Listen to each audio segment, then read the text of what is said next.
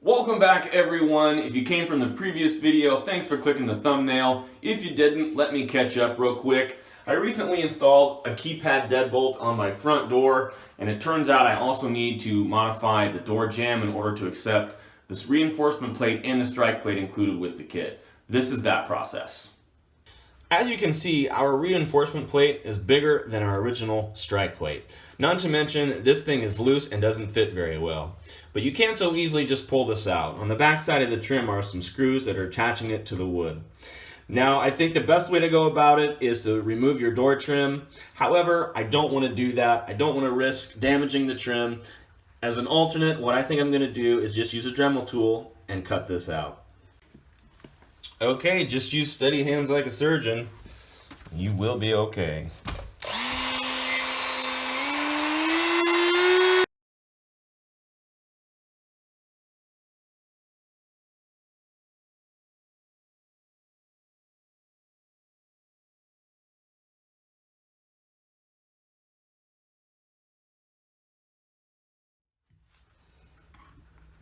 This will probably be hot, so be careful.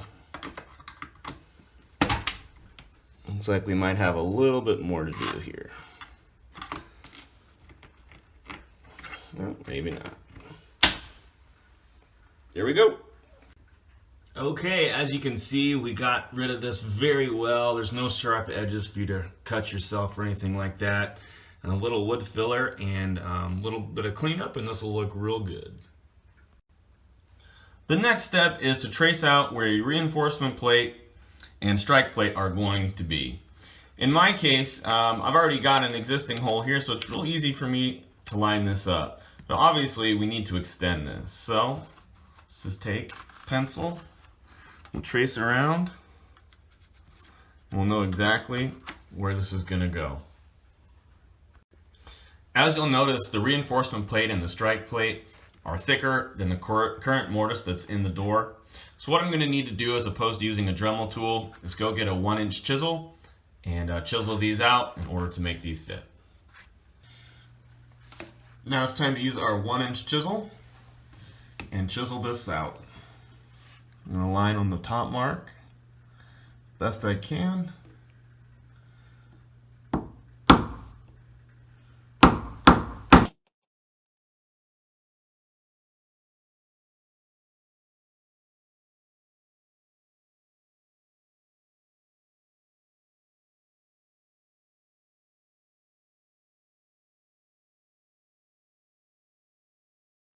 But we will have to go a little bit deeper than this existing mortise.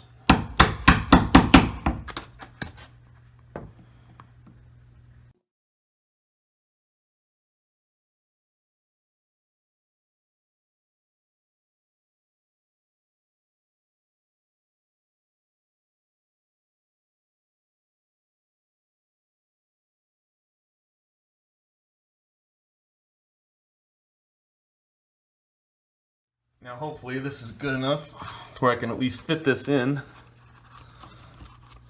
And it is. That looks good. Looks like we did it right. So now all we need to do is make this a little bit deeper in order to house both the strike plate and the reinforcement plate.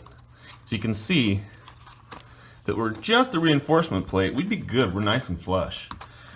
But we need a little bit more given our strike plate here. Okay, now that I've notched out this opening a little bit more, you can see it's fit in nicely here, and our strike plate fit nicely, all nice and flush.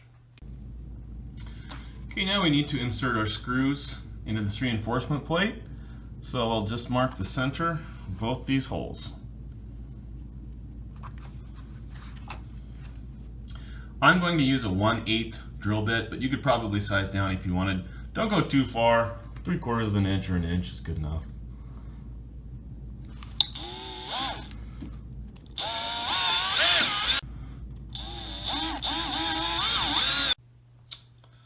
Now we'll screw in our plate.